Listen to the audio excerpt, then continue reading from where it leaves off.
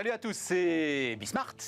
Nous voilà de retour. Alors comme je vous le disais hier, on va alors de deux conversations, comme j'aime les faire de temps en temps, donc autour de la stratégie, de la diplomatie, de ce qui se joue en ce moment en Russie, en Chine aussi, sans doute, et d'une manière plus large d'ailleurs, comme on le fait régulièrement avec Laurence Daziano.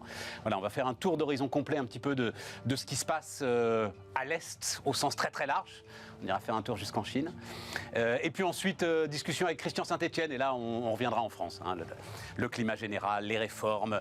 L'alerte, quand même, François Villeroy de Galhau, on en parlait hier, hein, le gouverneur de la Banque de France. Alors aussi, en l'occurrence, parlant en tant que membre du Conseil des gouverneurs de la Banque Centrale Européenne, qui dit plus de baisse d'impôts en France. C'est pas possible.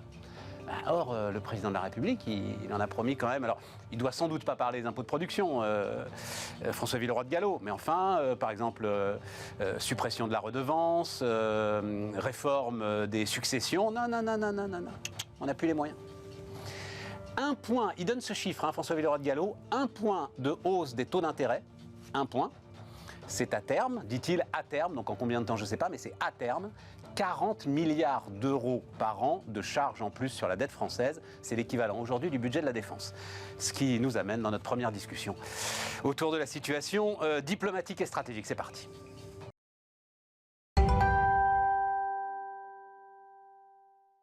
Donc, Laurence Daziano, bonjour Laurence, maître de conférence à Sciences Po. Tu as écrit un point de vue dans Les Échos, il y a je ne sais plus combien de temps. Quelques semaines. Voilà, oui, voilà, c'est ça. Que j'ai trouvé très intéressant. Autour, alors bon, j'ai dit crise des émergents. Il faut que tu expliques un petit peu ta démarche autour. Tout le monde parle d'une fin de la mondialisation. D'ailleurs, tu démarres ton point de vue avec la lettre du patron de BlackRock à l'ensemble de ses actionnaires qui dit « c'est la fin de la mondialisation telle qu'on l'a connue depuis 30 ans », c'est ça, hein, qu'écrit Larry Fink. Voilà. Et toi, tu vas un peu plus loin. Raconte-moi justement comment est-ce que tu arrives sur la question des émergents. Alors, la mondialisation, c'est depuis 30 ans, donc ce que dit le patron de BlackRock, c'est la mondialisation telle qu'on la connaît depuis 30 ans, c'est terminé.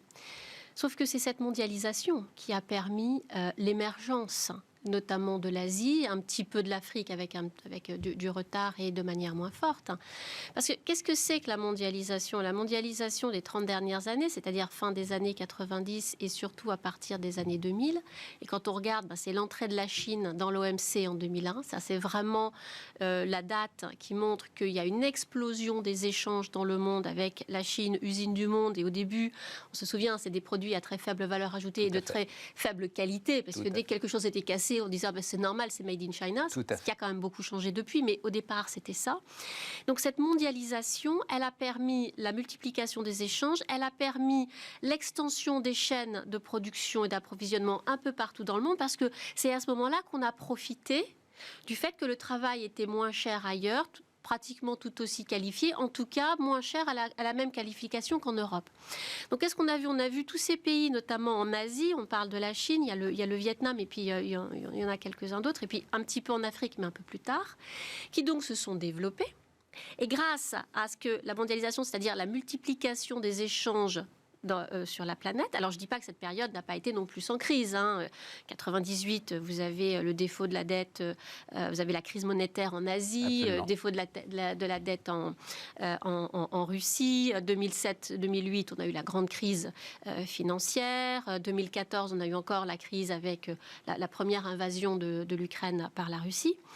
Mais donc, il y a quand même eu tous ces échanges qui se sont développés, les transports se sont développés, le transport maritime de marchandises s'est développé, puisqu'on voyait les bateaux qui grossissaient, qui étaient de plus en plus gros. Et qu'est-ce que ça a fait dans ces pays qui voyaient arriver le travail? Alors pour nous, c'était pas cher, mais enfin pour eux, ça permettait de leur développer. Ça a développé dans ces populations, ça a développé une classe moyenne. Et qu'est-ce qui fait l'émergence d'un pays? Qu'est-ce qui fait qu'un pays va se développer économiquement? C'est que sa classe moyenne grandit. C'est-à-dire que ce sont des gens qui s'enrichissent. On reprend ces basiques pyramides de Maslow. Et donc, petit à petit, ils ont assez de revenus pour faire autre chose que les besoins basiques. Donc, ils vont penser en termes d'infrastructures. Donc, la santé, le logement, la santé, l'éducation. Et puis, il va falloir investir dans les infrastructures, le transport, l'eau, l'énergie, le traitement des déchets. Et c'est comme ça que vous avez cette cette classe moyenne qui commence à grandir, puis qui commence à consommer un petit peu plus. Donc ça développe les économies. Elle produit, mais c'est aussi un marché intérieur, donc elle va consommer, elle va grandir, elle va avoir des aspirations différentes parce que ils veulent que leurs enfants aient des conditions de vie meilleures que les autres, ce que veulent tous les parents sur la Terre. Et c'est comme ça que petit à petit, la mondialisation, avec l'étirement des chaînes de production, des chaînes d'approvisionnement, elle a permis l'émergence de ces pays. La Chine a émergé comme ça, le Vietnam a émergé comme ça. À une autre échelle, on peut dire que des économies comme le Nigeria, l'Éthiopie, l'Afrique du Sud ont fini aussi par émerger comme ça. Donc cette mondialisation, c'est-à-dire le fait qu'on est tous interdépendants, et on l'a vu, première à l'ère de l'interdépendance, 2011, Fukushima, parce que là on s'est rendu compte que... Oui, je me permets juste un truc, c'est que tu dis, comme tout le monde, tu dis Fukushima. C'est pas Fukushima, c'est un raz-de-marée. Oui, Fukushima n'est qu'un détail, notamment sur toute l'industrie automobile qui a été impactée. Non, mais c'était un raz-de-marée, mais c'est devenu Fukushima. Enfin, non, c'est pas Fukushima. Pardon, oui, pardon, je voulais juste... Parce que quand j'ai lu ça m'a surpris. Mais non. Alors, effectivement, ça n'est pas la catastrophe voilà. C'est le raz-de-marée, c'est comme ça que c'est connu, c'est que le tremblement de terre, le raz-de-marée, qui a détruit les usines de production de pièces détachées automobiles, et c'est là qu'on se rend compte que tous les sous-traitants, parce que du coup, avec la mondialisation, il y a le sous-traitant du sous-traitant du sous-traitant. Et là, on en arrive à le sous-traitant du sous-traitant du sous-traitant. En fait, c'est pratiquement les 2-3 mêmes entreprises qui sont localisées au même endroit. Mais attends, Laurence, je veux revenir sur tes émergents. C'est exactement ce que tu décrivais. Ce que tu crains finalement. Donc nous, c'est vrai on vit aujourd'hui cette mondialisation comme des délocalisations qui ont plongé des territoires, que ce soit aux États-Unis, en France, en Europe, qui ont plongé des territoires dans le désespoir. OK, donc ça, c'est un sujet dont on parlera d'ailleurs avec Christian tout à l'heure. Mais de l'autre côté, est-ce que tu as peur, toi, que le coup d'arrêt à cette mondialisation ne vienne briser cette dynamique que tu décrivais de classe moyenne, qui s'enrichissent, qui ont, tu disais, d'autres aspirations, peut-être des aspirations démocratiques? Ça va fortement les contrarier, effectivement. Et c'est ce que je marquais dans ce point de vue que j'ai publié, c'est que quand je dis si la mondialisation n'a pas été heureuse pour certains, et là je visais effectivement la population plutôt blanche, masculine, peu formée, qui aux États-Unis, en Europe, en a beaucoup souffert et a alimenté les courants populistes après. Tout à fait. La démondialisation ou la fin de la mondialisation, elle va pas être heureuse non plus, mais pour beaucoup plus, parce que cette mondialisation, elle a permis de tirer des centaines de millions de personnes de la pauvreté. Et là, on voit que rien qu'avec la pandémie, qui a déjà été un coup d'arrêt à la mondialisation, et maintenant la guerre en Ukraine, on a déjà près de 100 millions de personnes qui sont revenues en dessous du seuil de pauvreté. Parce que quand on passe le cliquet entre le seuil de en dessous du seuil de pauvreté et juste au-dessus, et qu'on commence à s'élever, seuil de pauvreté, c'est 1,90 $ par jour. C'est ça, c'est pas le nôtre. Hein. Non, voilà. La classe moyenne, on va dire, c'est à partir de 10 $ par jour. Le bas de la classe moyenne, c'est 10 $ par jour, et c'est à peu près de 10 à 100. Alors certains raffinent de 9 à 99, mais c'est à peu près ça, de 10 à 100 $ par jour. Donc, bien évidemment, si toutes les chaînes d'approvisionnement se brisent parce on est trop dépendant de certains pays, on va tout rapatrier. Ah oui, mais qu'est-ce qui va se passer dans ces pays? Très intéressant. Voilà, donc effectivement, la mondialisation, on en a vu un aspect, mais parce que comme toujours, on regarde à notre porte. Mais la mondialisation, c'est ce qui a quand même permis d'élever le niveau de vie mondial de manière importante, de sortir des gens de la pauvreté, avec aussi tous les programmes sociaux qui les ont accompagnés. Par exemple, au Brésil, la présidence Lula, alors j'ai presque envie de dire la première présidence Lula, parce qu'on en aura peut-être une deuxième à la fin de l'année qui va commencer, il avait mis en place la Bolsa Familia, qui avait permis, en finançant les familles, de sortir beaucoup de familles de la pauvreté.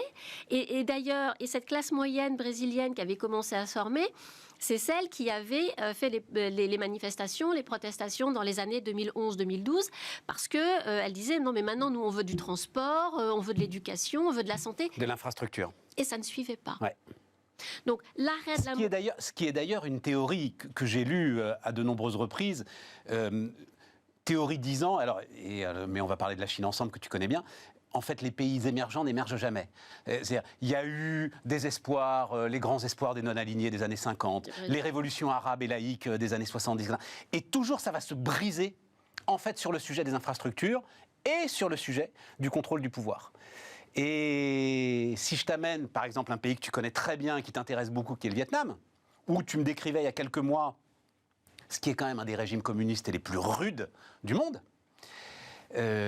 comment est-ce que cette déstabilisation peut évoluer Alors, au Vietnam, la déstabilisation, elle a commencé avec Covid, parce que la déstabilisation de la mondialisation... Alors, il y avait déjà un ralentissement de la mondialisation un petit peu avant Covid, mais c'est surtout la période de confinement, le choc d'offres qu'on a eu, c'est-à-dire qu'on arrête tout, on arrête les usines, on arrête les transports, on arrête tout. Le Vietnam, la première année Covid, 2020, s'en est très bien sorti parce qu'ils ont vu le danger arriver plus vite que nous, ils avaient fermé toutes les frontières très vite, ils ont fait le confinement, ça a très bien marché. Ils ont rouvert un peu trop tôt, et puis il y a eu Omicron, et ils avaient oublié de vacciner la population. Et là, 2021 a été terrible, ils ont eu une croissance négative, alors qu'elle avait réussi à être légèrement positive en 2020, c'était un des rares pays à avoir une croissance positive cette année-là. La reprise, elle est un peu plus compliquée, mais il y a une certaine souplesse qui reste quand même. Le problème, c'est que l'économie vietnamienne aujourd'hui dépend fortement des exportations, de ce qu'ils produisent et de ce qu'ils exportent.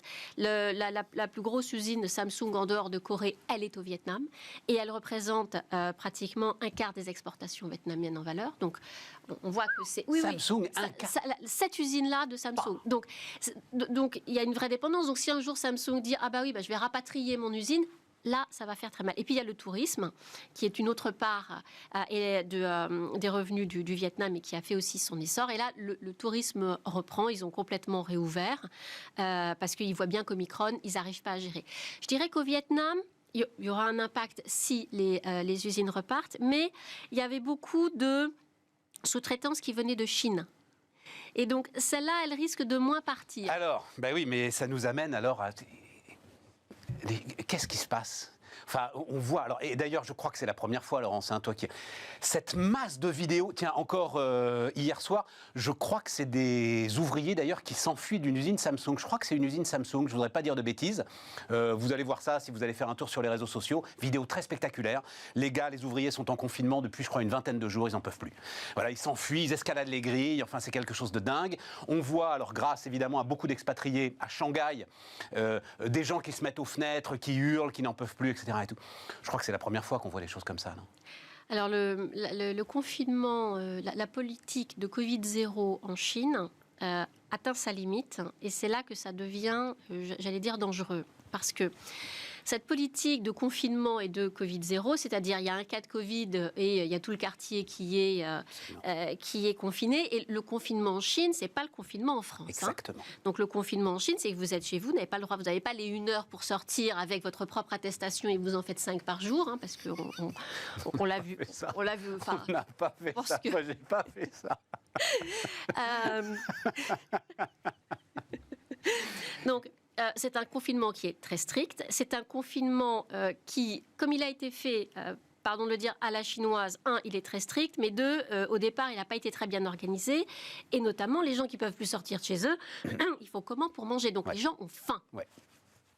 Vous ne pouvez plus sortir de chez vous. On l'a vu, nous, et c'était moins strict, on est devenus fous. Eux, ils ne peuvent vraiment pas sortir. Quand ils sortent, ils ont 3 tests par jour. Ils n'en peuvent plus des tests. Ils ont faim. Ils ont envie de sortir. Et puis surtout, ils voient, parce qu'ils sont quand même aussi informés, puis il reste encore quelques expatriés, que face à Omicron, ça ne fonctionne plus, cette politique. Donc, qu'est-ce qui se passe? Shanghai, 25 millions d'habitants, est confiné depuis 5 ou 6 semaines maintenant.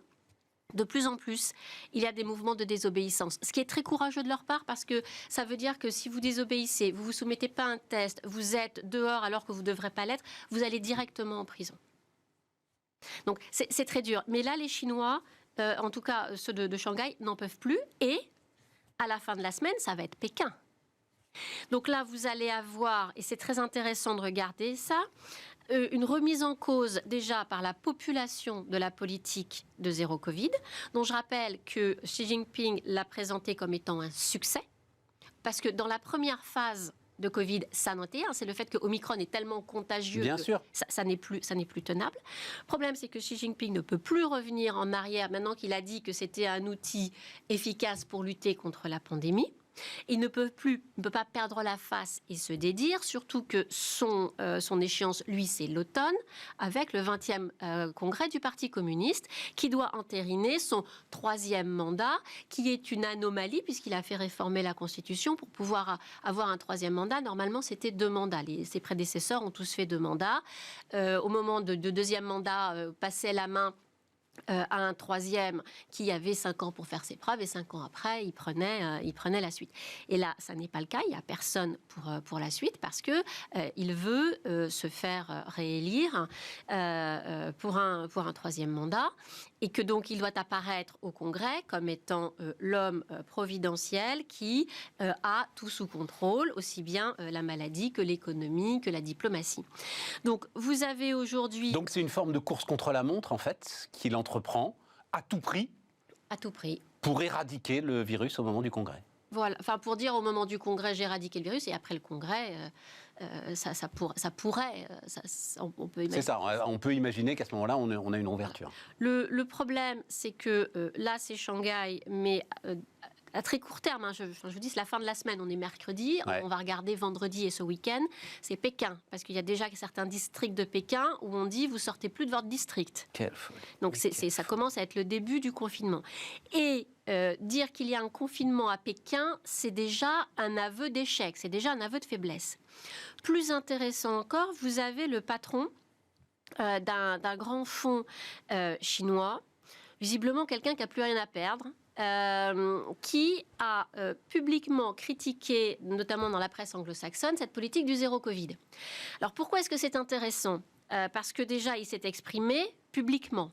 Il est en Chine, lui. Lui, il est en Chine. Il est en Chine. Il est en Chine. Il s'est exprimé publiquement, notamment dans le Financial Times et auprès d'autres correspondants étrangers, pour dire cette politique ne marche pas, le zéro Covid, il faut arrêter, parce que l'impact sur l'économie va être désastreux. On va y arriver, parce que ça arrête quand même l'économie chinoise, qui est à une croissance qui est inférieure à ce qui est annoncé. Les chiffres chinois, il faut toujours faire attention, mais là, elle risque vraiment d'être négative.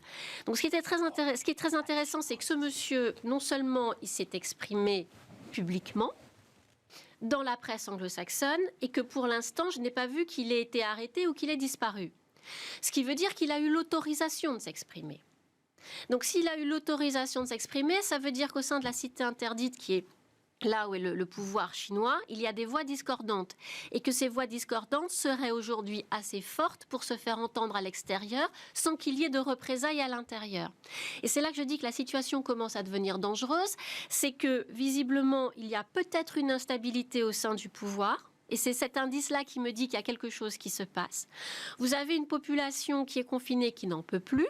Et vous avez, là, arrive sur le marché du travail chinois, la plus grosse promotion de jeunes diplômés qui ne vont pas tous trouver du travail. Parce que l'économie n'est pas à la hauteur. Pour pouvoir intégrer toute une classe d'âge, et là en plus c'est une des plus fortes classes d'âge qui arrive sur le marché du travail, il faut une croissance de 7 à 8%. Là, on va être à moins de 4%. Donc, socialement, il va y avoir un problème. Donc, vous avez un problème politique. Il se passe quelque chose dans la cité interdite. Vous avez un problème social entre ceux qui veulent plus être confinés parce qu'ils en ont assez, parce qu'ils ne voient pas le bout, parce qu'il n'y a pas de perspective. Les jeunes qui vont arriver sur le marché du travail et qui n'auront pas de travail. Les jeunes en Chine qui sont allés à l'université, ils font partie des top 10, ils sont très entraînés. C'est très dur de faire des études en Chine parce qu'il y a tellement de monde. C'est très sélectif. C'est un système qui est très difficile. Et puis vous avez une économie qui est en train de s'arrêter. Et là, on rejoint aussi les émergents, parce que cette économie chinoise qui s'arrête, elle n'approvisionne plus, elle ne va plus chercher des matières premières dans les pays émergents. Et quand vous avez à la fois l'économie chinoise qui est en train de s'arrêter, la croissance chinoise, c'est un tiers de la croissance mondiale.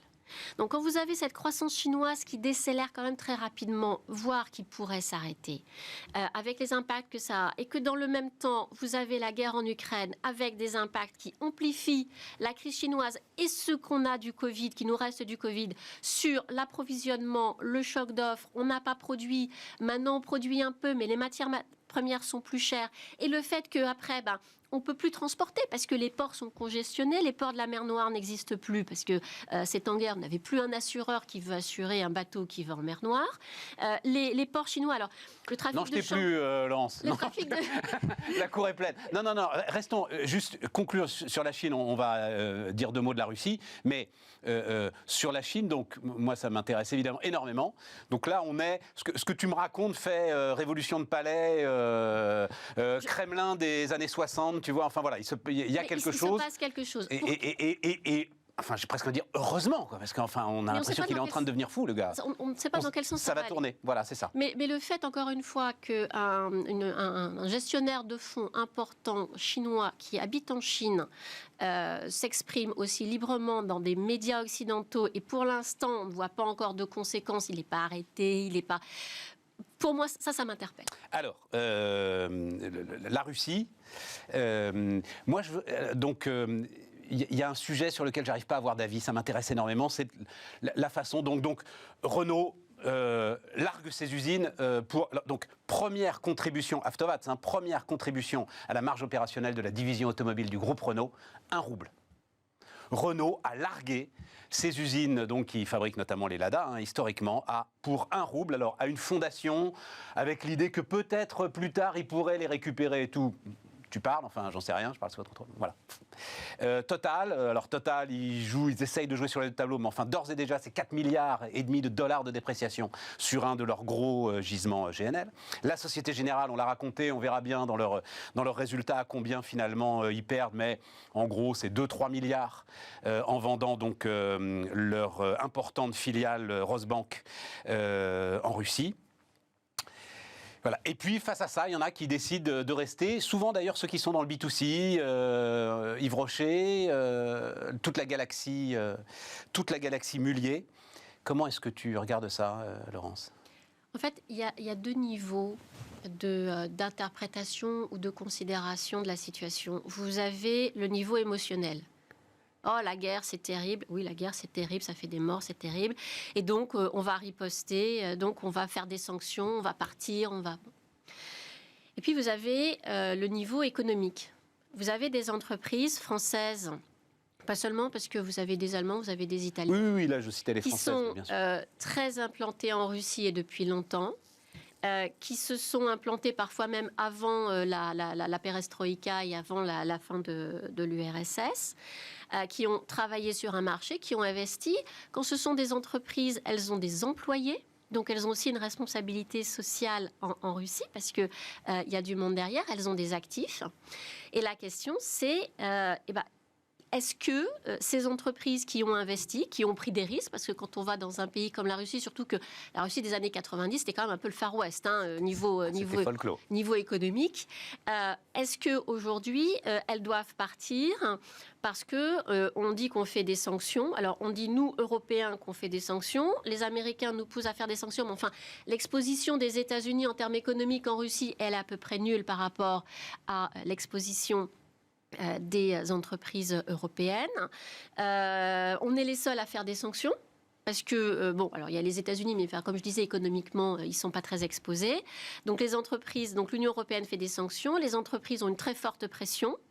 Et là, pardon d'aller à contre-courant, et ça n'enlève absolument rien à son courage, à sa bravoure et à ce qu'il fait. Mais quand le président ukrainien dit « les entreprises françaises, vous devez quitter la Russie », c'est de quoi je me mêle ? Mais de quoi je me mêle ?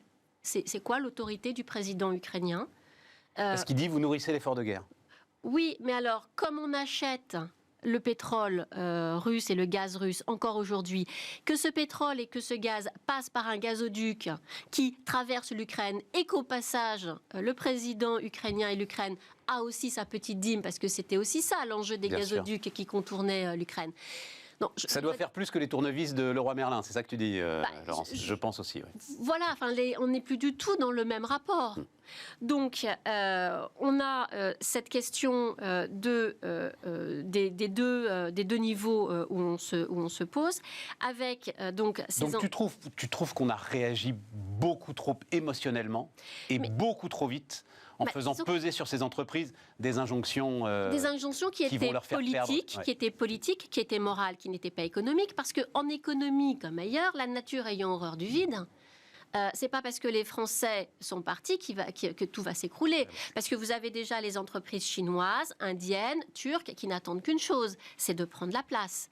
Donc, in fine, quel va être le bilan? Donc, réagir de manière émotionnelle à une question qui est économique n'est peut-être pas la meilleure réponse. Et encore une fois, je suis un peu à contre-courant, mais je ne néglige en aucun cas cet aspect émotionnel qui existe aussi.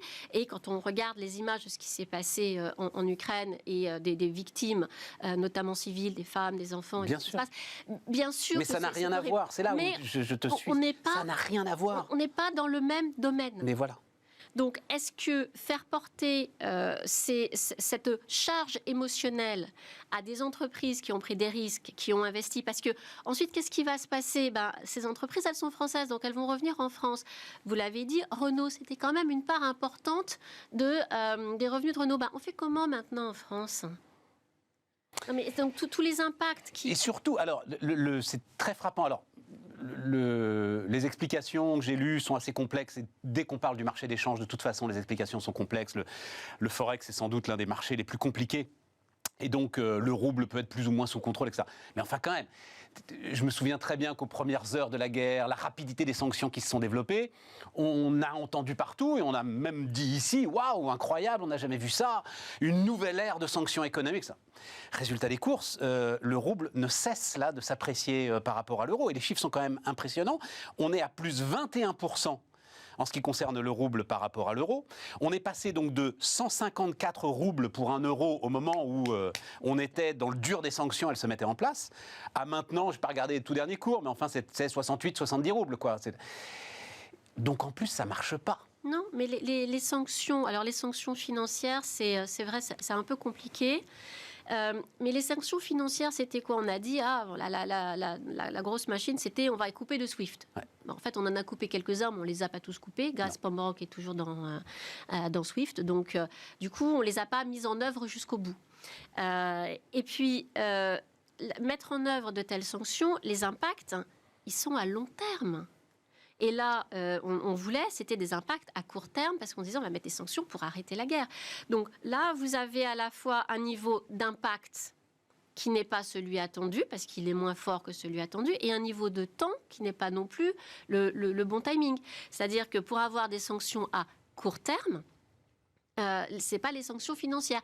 Les sanctions qui commencent à faire un petit peu mal, c'est le fait qu'ils peuvent plus importer de pièces détachées pour tous les produits manufacturés. Tout le secteur aérien. Le fret aérien, voilà. 80% n'existe plus. Tout à fait. Le marché automobile s'est également effondré. Donc oui, ça va finir par mordre, comme disent les anglo-saxons. Mais dans une population, la population russe est une population qui est très résiliente, et la population russe, elle a connu une formidable augmentation de son niveau de vie lors des 2 premiers mandats de Vladimir Poutine, à peu près 2010. Et ensuite, comme il y a eu déjà les sanctions en 2014, parce que la Russie est un pays sous sanctions depuis 2014, donc ils ont eu le temps de s'organiser, ils ont eu le temps de diversifier leur économie. C'est après les sanctions de 2014 qu'ils ont développé le blé et qu'ils sont devenus le premier exportateur de blé. Donc, ils se sont adaptés aux sanctions. Et la population russe... Vous avez l'infime minorité, mais très, très, très riche, qui, elle, ne souffre pas vraiment. Vous avez, et c'est ce qu'on oublie en Europe, une immense majorité de la population qui est rurale et qui reste quand même très pauvre. Et quand on voit les exactions des soldats russes, des jeunes recrues russes ou des soldats russes en Ukraine, quand ils vont dans les maisons pour piller et qu'ils vont piller jusqu'au couvert parce qu'ils n'ont pas ça chez eux ou c'est pas aussi beau, ou qu'ils vont revendre ça sur les marchés en Biélorussie, on n'a pas conscience de la pauvreté. Donc en fait, c'est une population qui n'était pas touchée par la modernisation de la Russie. Donc quelle est la population qui vraiment voit l'impact de la guerre? On y revient, c'est cette petite classe moyenne qui avait réussi à monter, qui vit à Moscou, à Saint-Pétersbourg et dans quelques grandes villes qui se sont développées, qui, elle, allait au Starbucks, chez Ikea, chez H&M et qui voit que ça va être plus compliqué.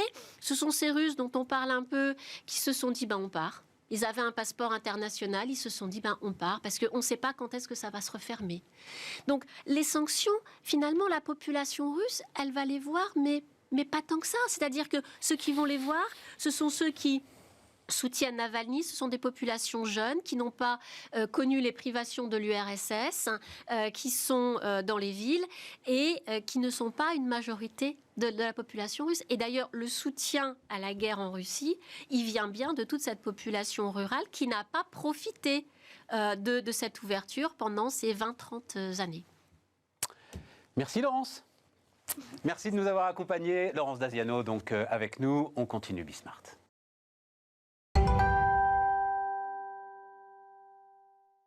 On repart avec Christian Saint-Etienne. Salut Christian, économiste. Alors, on vient d'en parler là, mais toi aussi, tu as des trucs à dire autour de la Chine. Donc Laurence Daziano qui était avec nous. On va voir la Chine en récession. Ce qui se passe, c'est que d'abord, les importations chinoises se sont effondrées depuis quelques semaines. Voilà, c'est ce qu'elle Les exports se maintiennent, mais dans des conditions extrêmement difficiles. Or, la Chine, c'est 18% du PIB mondial. Ce qui correspond exactement à 10 fois le PIB de la Russie, qui est de 1,8. Au passage, si on parle de l'Ukraine et Russie, la Russie sans le pétrole, c'est un PIB de la taille, voire inférieure aux Pays-Bas. Ouais, c'est ça. Donc, c'est une compagnie pétrolière, voilà. la Russie, c'est Gazprom, quoi. Voilà, on revient à la Chine. Donc, la Chine, c'est 18% du PIB mondial, contre 24% du PIB mondial pour les États-Unis.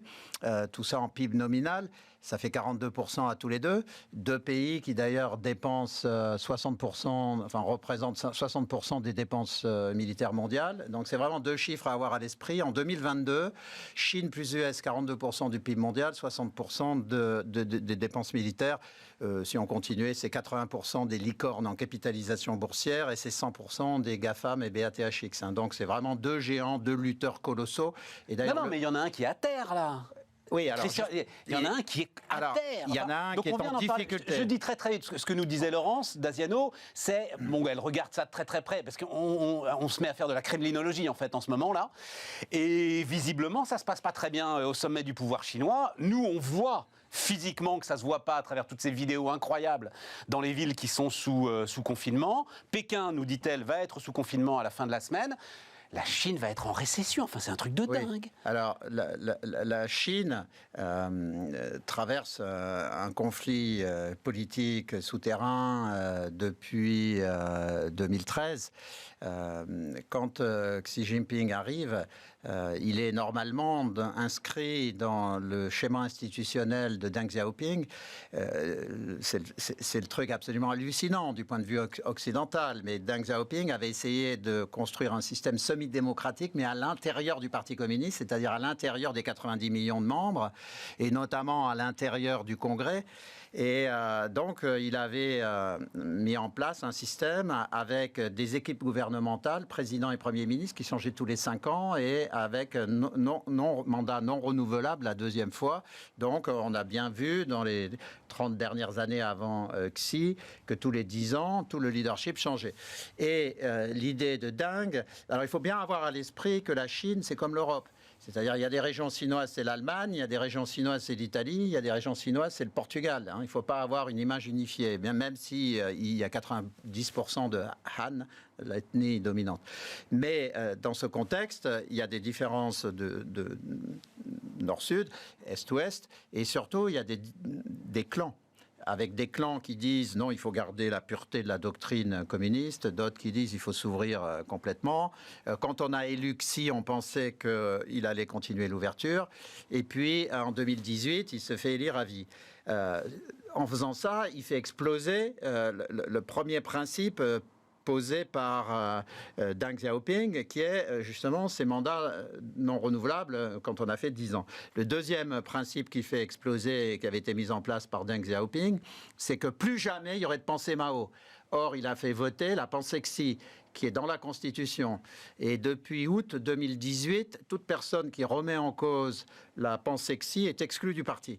Donc, enfin, il a utilisé la lutte contre la prévarication pour en réalité casser tous les clans. Alors, les clans n'ont pas disparu, ils sont sous la table. Et ce qui se passe actuellement, c'est qu'on voit que sous la table, ça remue. Voilà, c'est ça. Et alors, il faut bien avoir à l'esprit que depuis plus de 2 ans, Xi a une obsession, c'est le congrès de novembre 2022. Donc, par exemple, pourquoi il continue le zéro Covid alors que c'est un échec évident? C'est parce qu'il ne peut pas reconnaître qu'il s'est trompé avant le Congrès. Donc, on peut s'attendre à ce qu'il le remette en cause en 2023, mais pas en 2022. Donc, on peut avoir une récession significative à cause de cette politique complètement fausse, complètement monstrueuse, qui est en train de devenir monstrueuse, puisqu'il y a même des émeutes de la faim à Shanghai.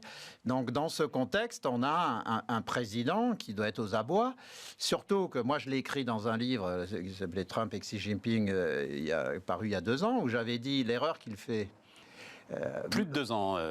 Non, mais il est ressorti. Ah, il est ressorti en version augmentée en mars 2020 aux éditions de l'Observatoire, me fait ma pub.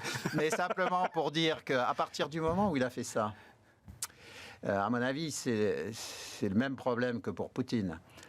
La seule façon de le sortir, c'est une balle dans la tête. Mais merde. Et donc, des soubresauts. Alors, je pense qu'il va quand même tenir le système jusqu'en novembre 2022.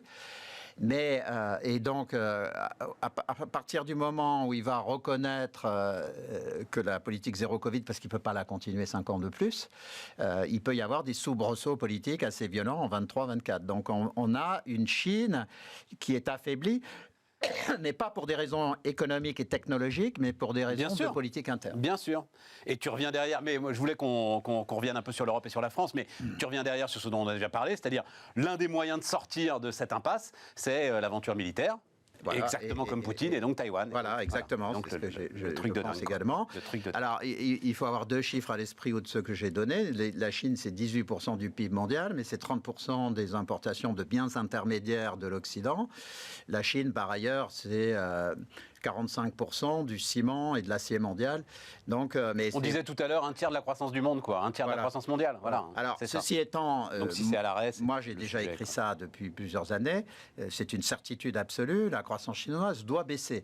On est à peu près certain qu'elle va baisser à 2%. La question, c'est est-ce que c'est dans 3 ans, 5 ans ou 7 ans? Pourquoi elle baisse à 2%? Alors, toi, Stéphane, tu sais ça par cœur. La croissance, c'est la somme de la croissance de la population active et de la productivité. Bon. Sur la population active, elle a commencé à baisser. La population chinoise est extrêmement vieillissante. Elle est dans les 3 pays développés les plus vieillissants avec le Japon et l'Allemagne. Mais surtout, la productivité va avoir un problème. La Chine nous a fait un truc sans équivalent dans l'histoire de l'humanité, c'est-à-dire 30 ans à 10% de croissance pour une population de plus d'1 milliard de personnes. Donc ça a totalement fait muter l'économie mondiale. Sauf que maintenant, comment ils ont fait cette croissance?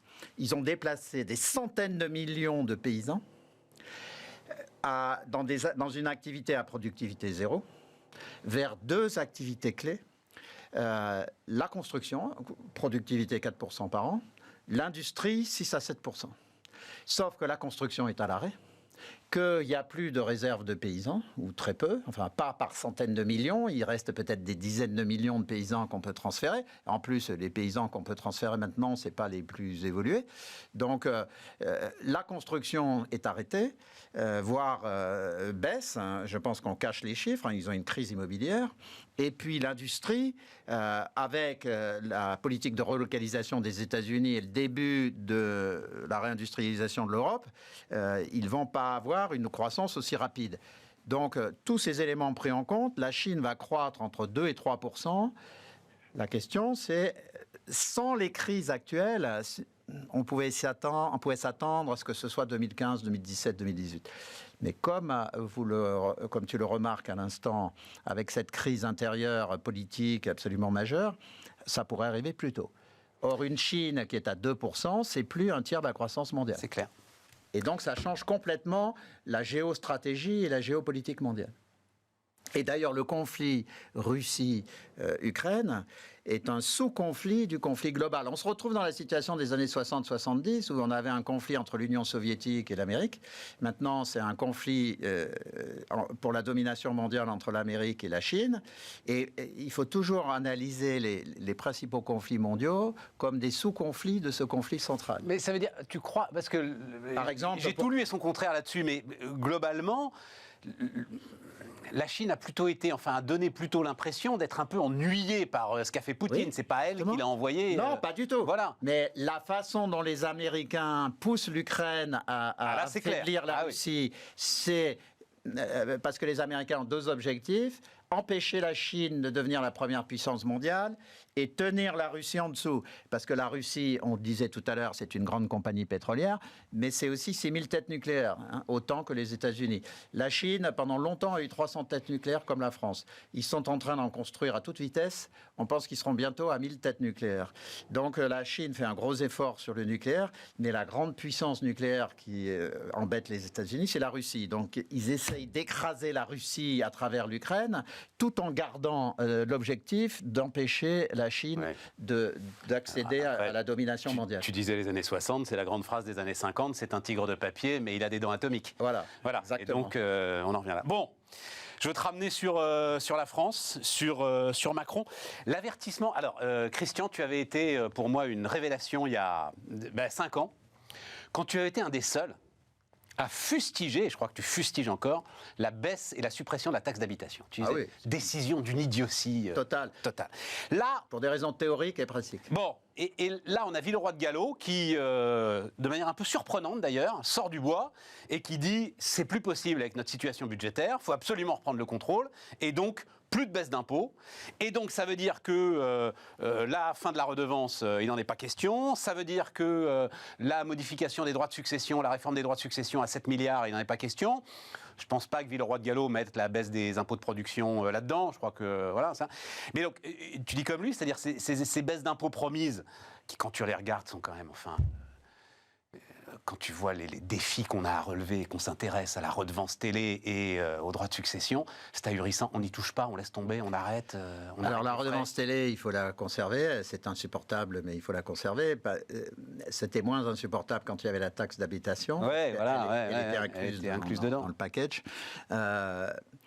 La taxe d'habitation, ça a été une erreur monstrueuse. La taxe d'habitation, au moment où je l'ai fustigée, il y a 5 ans, j'ai annoncé son retour. J'ai même annoncé son nom. Ça sera l'impôt citoyen. Et la taxe d'habitation va revenir et on va prélever une vingtaine de milliards. Alors, mais attends, c'est quoi cet impôt citoyen? Je n'ai pas entendu parler, moi, de l'impôt citoyen. Non, mais je dis, ça va revenir dans ce que je vais annoncer maintenant.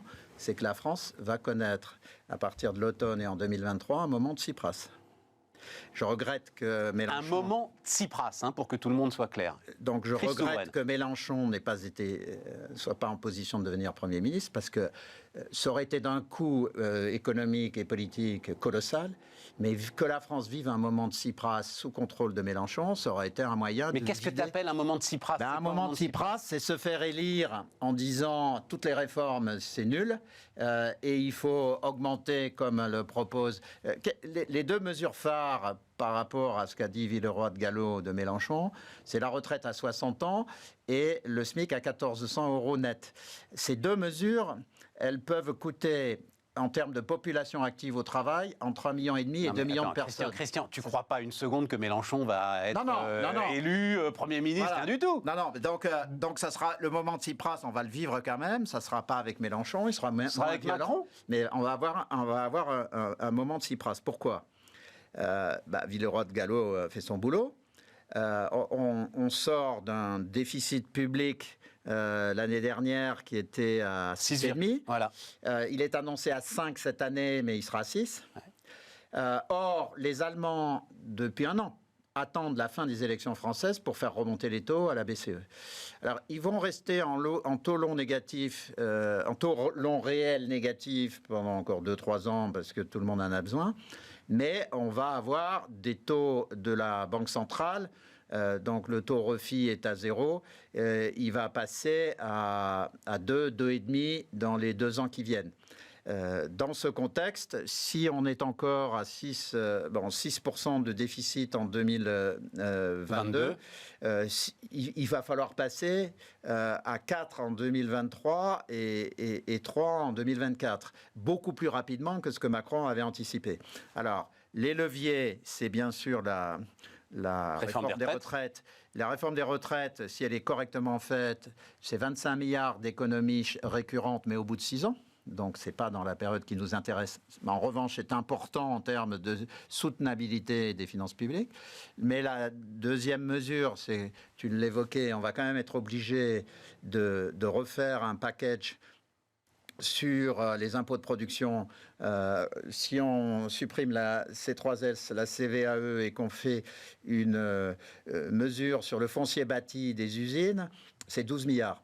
On peut faire 2-3 milliards sur... non, mais attends, je veux te ramener à ton moment de Tsipras. Toi, tu penses que à l'automne, on se retrouve avec une crise de dette souveraine et qu'il va y avoir une pression pour réduire sur la dette française. Voilà. Donc je pense que les mesures... Mais là, la Banque Centrale Européenne sera là, Christian. C'est la différence entre nous et la Grèce. Pour les pays qui différence entre nous et la Grèce, c'est que tu ne peux pas abîmer la France, tu ne peux pas laisser tomber la France. Tu es obligé de soutenir la France quand tu es la Banque Centrale Européenne. Non, mais on peut lui laisser monter l'écart avec le taux allemand un peu plus. Jusqu'à ce que... le couteau dans le dos. Voilà. Je connais le couteau dans le dos à l'instant où on parle. Ça restera private. C'est Jean Lambago pour ceux qui écoutent. Et donc, simplement, je pense qu'il faut faire la réforme des retraites. On va, sous une forme ou sous une autre, assister à une réforme des collectivités locales parce qu'il faut réinvestir sur les territoires et ça sera une bonne occasion pour remettre des impôts locaux en faisant en sorte... D'où le retour de la taxe d'habitation. Parce que tu l'as pas dit, mais en fait, ton grand argument, c'était il y a assez peu d'impôts dont on sait exactement à quoi ils servent, et tu disais, la taxe d'habitation, c'est le camion qui vient ramasser la poubelle devant chez moi 3 fois par semaine, voilà. Ou qui chauffe l'école communale. Ou qui chauffe l'école communale, voilà. Donc cet impôt est clé puisqu'il rend des services immédiatement visibles. Alors, en théorie de la fiscalité, l'impôt idéal, c'est la capitation. Ensuite, le second impôt idéal, c'est la taxe d'habitation. La taxe d'habitation, c'est fondé sur la taille de l'immobilier. Et puis ensuite, c'est uniquement si on ne peut pas lever assez de recettes qu'on passe à l'impôt sur le revenu, à l'impôt sur les sociétés. Donc supprimer, et sachant que la capitation est inacceptable en démocratie... C'est quoi la capitation? La capitation, c'est une somme sur chaque personne indépendamment de son revenu. D'accord. C'est ce qu'avait essayé de faire Margaret Thatcher. C'est l'équivalent de la flat tax alors Non, c'est par exemple dire tout citoyen français résident, enfin tout citoyen résident sur le territoire français doit donner 1 000 euros par an. Mais c'est à pas l'État. l'impôt idéal, ça, c'est un impôt idiot, ça. Ah non, au contraire, parce que ça veut dire que les gens sont extrêmement forcés à bosser. Oui, d'accord. Et surtout qu'une fois qu'ils ont payé les 1 000 euros, il n'y a plus d'impôts. Il n'y a plus d'impôts. Donc s'ils gagnent 100 000, eh bien, ils ne payent plus d'impôts sur les 99 000. C'est pour ça qu'il n'est pas acceptable en démocratie. Mais Margaret Thatcher avait essayé de la mettre en œuvre en 92-93. C'est là où il y avait eu des émeutes dans les rues. Et donc, je reviens, cet impôt sur la capitation n'étant pas possible en démocratie, le deuxième meilleur impôt selon la théorie, c'est l'impôt la taxe d'habitation. Donc, ça montre que, évidemment, Macron n'est pas un économiste et qu'il ignore ces fondements de la politique économique. Donc, il y a la taxe d'habitation qui finance effectivement le goudronnage des routes, le renouvellement des canalisations d'eau et des égouts, le chauffage des écoles, c'est absolument clé. Donc, je pense que comme il va devoir aller... Je pense qu'il y a 2 grandes réformes que Macron devrait faire. Il devrait faire très vite une réforme paramétrique des retraites. Et parallèlement, une réforme de relance des territoires. Et à l'occasion de la relance des territoires, il peut remettre l'équivalent de la taxe d'habitation. Reste sur les retraites. Laurent Berger dit, j'ai repris sa phrase, aucune voie de passage. Là, Tu as l'impression que c'est déjà foutu. Oui, alors je pense que là, c'est pour ça qu'on va avoir un moment de Tsipras. Laurent Berger doit faire attention parce que soit on fait une réforme propre, paramétrique à 64 ans d'âge de départ, Au rythme qu'il a donné, là, c'est-à-dire 4 mois par an, etc. Voilà. Et tout, ça va assez vite quand même. Hein. Soit c'est la réforme de Tsipras, c'est-à-dire 67 ans d'un coup, quoi. Donc je pense qu'il faut réfléchir avant de dire pas de voie de passage. J'arrive pas à être dans l'état d'esprit dans lequel tu es. C'est-à-dire, je n'arrive pas à imaginer qu'il y ait une telle pression des marchés, qu'il y ait une pression comparable sur la France à celle qu'a subie la Grèce. Non, parce que nous sommes la France. Non, parce qu'elle sera indirecte. Parce qu'on sera dans un phénomène de boule de neige sur la dette publique, parce qu'à un moment donné, les investisseurs mondiaux diront on ne peut plus venir investir chez vous. Donc les entreprises commenceront à arrêter de remplacer les gens qui partent. Et donc, on entre tout seul dans une crise systémique. Elle ne sera pas imposée par un triumvirat qui viendra nous dire ce qu'on doit faire, mais ça viendra de l'intérieur, un effondrement interne. Donc, pour éviter cet effondrement interne, il faut faire la réforme des retraites. Je rappelle qu'on peut la rendre acceptable. Je rappelle mon schéma sur lequel je me bats depuis longtemps. 64 ans d'âge de départ, mais 44 ans de cotise, mais 2 ans de baisse au titre de la pénibilité des enfants. 18 mois sur la pénibilité, 18 mois sur les enfants, plafonnés à 2 ans. Et ça veut dire que les gens qui auraient la pénibilité et les enfants, ils partiraient à 62 ans, c'est le même âge qu'aujourd'hui, et avec 42 ans de cotise. Donc on peut la rendre intelligente, cette réforme. Je rajoute d'ailleurs le système suédois que j'adore, le 80-90-100. À partir de 62 ans, on bosse 4 jours par semaine. On est payé, c'est 80%, on est payé 90%, mais le 5e jour, on vient et on fait de la formation des jeunes. Donc j'adore. Ça, c'est le système suédois, ça ? Oui, ils ont mis en place ça il y a 15 ans. C'est le 80-90-100 et j'adore ce système.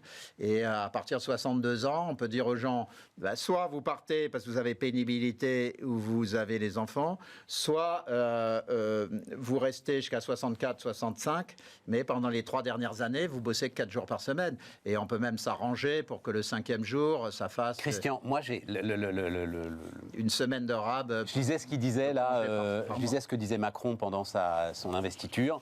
Agir ne signifiera pas administrer le pays, enchaîner des réformes comme on donnerait des solutions toutes faites à notre peuple. L'action est jumelle du rassemblement, du respect, de la considération.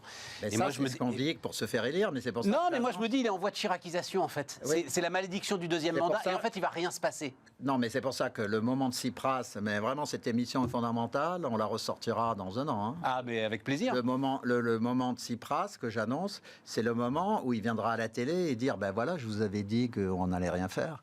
Et en fait, voilà, il y a un auto-effondrement interne, on est obligé d'y aller. Donc, faisons cette réforme. Et en plus, il peut le tourner positivement. C'est pour ça que, de mon point de vue, il aurait intérêt à l'annoncer dès le discours de politique générale de juillet. Il devrait annoncer la réforme des retraites et la faire passer tout de suite au mois de juillet. Si on fait un paramétrique, ça passe très vite. Il ne faut pas essayer de... Il peut refaire une 2e réforme négociée dans 2 ans avec les syndicats sur le système à points. Mais la réforme paramétrique... Ah là, pour l'instant, on ne parle que de la paramétrique. Hein. Voilà. Oui, et donc, le 2e point qui est clé par rapport au phénomène gilets jaunes et autres, c'est la relance des territoires par une politique complète. Et qu'est-ce qu'on fait parce que ton moment de Tsipras, là, on est quand même dans un moment où on est en train de dépenser, allez, bon an, mal an, une dizaine de milliards d'euros par mois, en chèques divers et variés, blocage des prix de l'électricité, le chèque alimentaire qui va venir, etc., l'essence, les remises sur l'essence, blablabla. Donc là aussi...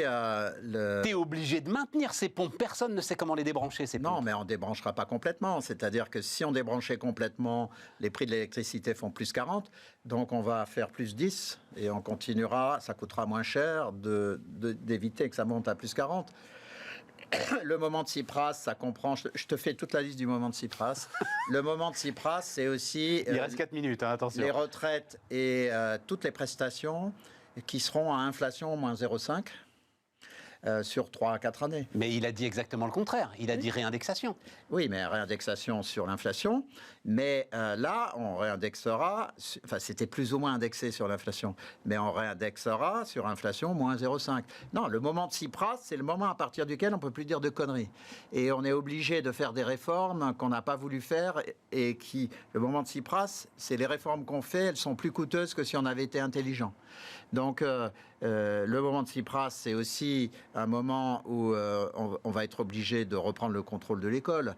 C'est-à-dire que les réformes qu'on annonce depuis longtemps, il va falloir les faire. C'est-à-dire qu'il va falloir remettre en place un examen d'évaluation, pas de punition, mais une évaluation à la fin du CM2 pour rentrer à l'école. Alors, attends, parce que ça, c'est un autre sujet, parce qu'on arrive au bout et je voulais ton avis sur un dernier point d'actualité. C'est ce qu'il a dit sur la communauté politique européenne. Il reste 3 minutes. Hein. Cette idée, et alors pour le coup on en a parlé en début de semaine, qu'effectivement là, face à la menace, j'allais dire soviétique, disons, face à la menace russe, on puisse faire une sorte d'adhésion light d'un certain nombre de pays qui se sentent menacés. C'est pas la communauté économique européenne, c'est la communauté européenne. Alors, l'ambassadeur d'Ukraine en Allemagne a dit ce matin que l'Ukraine n'en voulait pas et qu'elle n'entrerait soit dans l'Union, soit pas du tout. Mais je pense que pour une fois, Macron a raison. Ouais, c'est ça. Il faut créer une communauté politique qui soit un élément d'adhésion aux valeurs européennes avec des aides à la reconstruction. Mais on ne peut pas, je suis très clair là-dessus, mais je parle de façon un peu prophétique. Hein. Ce que je dis là, c'est pas ce que les politiques peuvent dire, mais on ne peut pas laisser rentrer l'Ukraine. Elle est aussi pourrie que la Russie en termes d'organisation sociale, en dépit de ce qu'on voit, le comportement admirable du peuple ukrainien. Mais la nomenclatura ukrainienne est aussi pourrie que la nomenclatura russe. Donc faire rentrer l'Ukraine, ça serait un désastre. Donc je pense que sur ce point-là... Même chose pour les Balkans, parce que Draghi, par exemple, il parlait aussi des Balkans, des Serbes... Voilà. Eh bien, tous dans la communauté politique. C'est ça. Fait. Ouais. Et il ne faut pas les faire rentrer dans l'Union européenne, sauf au bout d'un processus dont on estime qu'il durera de 15 à 20 ans, de remise aux normes démocratiques et de propreté. Comme on l'a toujours fait. Comme on l'a toujours fait. Et c'est pour ça que je pense que Alors, le grand test, si on crée cette communauté politique, c'est qu'il faudra avoir l'intelligence de ne pas faire rentrer la Turquie, bien sûr. Il y a un jour où il faut dire que la Turquie n'est pas en Europe et qu'elle ne peut pas rentrer dans la communauté politique européenne. C'est avec ce programme-là que je vais me faire élire dans les mois qui viennent. Bon, comme tu l'as dit, le moment de Tsipras, donc quand? À la rentrée, là. Hein. Ça commence à la rentrée. Ça commence à la rentrée. Et ça se durcit au premier semestre 2023. Eh ben voilà. On se retrouve demain pour continuer nos débats sur Bismart. Merci à tous.